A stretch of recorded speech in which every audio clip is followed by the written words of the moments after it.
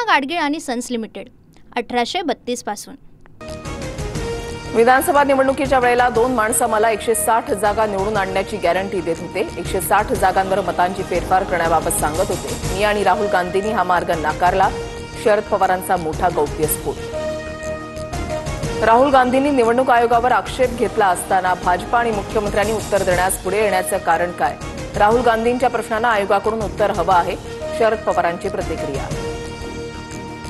11 August रोजी India आघाडीचा मोर्चा केंद्रीय निवडणूक आयोगाच्या कार्यालयावर धडकणार। राहुल गांधींच्या मतचोरीच्या दाव्यानंतर देशभरात निवडणूक आयोगाच्या विरोधात वातावरण तापण्यास सुरुवात। शिर्डी मतदारसंघातही मतदार नोंदणी घोटाळा। आयोगाकडे माहिती मागूनही ती दिली नाही, बाळासाहेब थोरातांचा आरोप।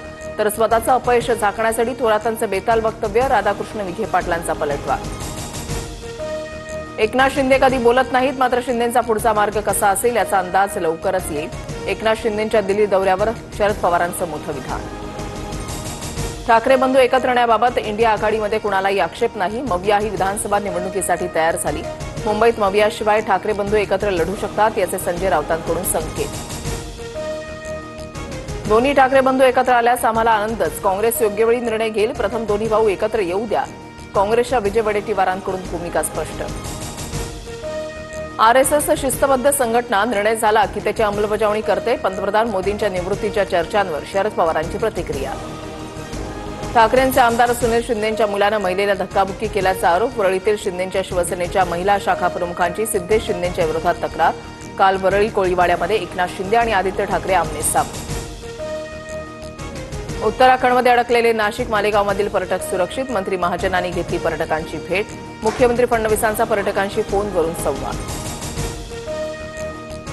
दादरमध्ये येऊन गाडीच्या टपावर कबुतरांना खाद्य ठेवणाऱ्या व्यक्तीला स्थानिक नागरिकांना सुनावलं। अजून 12 गाड्या येणार, खाद्य टाकणाऱ्या व्यक्तीची मुजोरी। पुण्यातील कबुतराच्या खाद्यबंदीचा वाद आता थेट उच्च न्यायालयामध्ये। कबुतरांना खाद्य न देण्याच्या आदेशाविरोधात शाश्वत फाउंडेशनकडून याचिका दाखल। पुण्यामध्ये 20 सार्वजनिक ठिकाणी कबुतरांना खाद्य टाकण्यास बंदी। गुहागरमध्ये भास्कर जाधवांच्या विरोधात ब्राह्मण सहाय्यक संघ आक्रमक। फेदवतडच्या सभेमध्ये खोदकीबाबत केलेल्या विधानावरून ब्राह्मण समाज आक्रमक। राजकीय स्वार्थासाठी ऐक्याला बाधा आणत असल्याचा भास्कर जाधवांवर आरोप।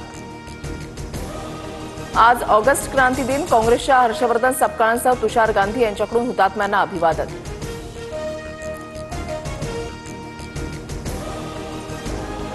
माधुरी हत्तीणीसाठी नांदणी मठ आणि वरतारा सोमवारी सुप्रीम कोर्टात संयुक्त याचिका दाखल करणार। मठाच्या परिसरामध्ये हत्तीणीसाठी पुनर्वसन केंद्र उभारण्याचा निर्णय।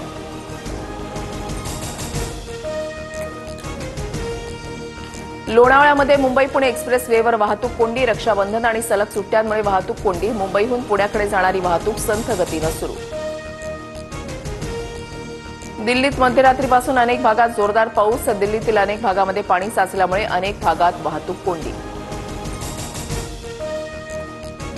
इन्कम टॅक्स बिल 2025 केंद्र सरकारकडून मागे। संसदीय निवड समितीनं सुचवलेले बदल करून पुन्हा सुधारित विधेयक सादर केलं जाणार। अर्थमंत्री निर्मला सीतारामन यांची घोषणा। मोदींसाठी चीनच्या पायघड्या। पंतप्रधान मोदी ऑगस्टच्या अखेरीस एससीओ परिषदेसाठी चीन दौऱ्यावर जाणार। एकता आणि मैत्रीचा नवा टप्पा म्हणत मोदींच्या भेटीचं चीनकडून स्वागत। पूना गाडगीळ आणि सन्स लिमिटेड 1832 पासून।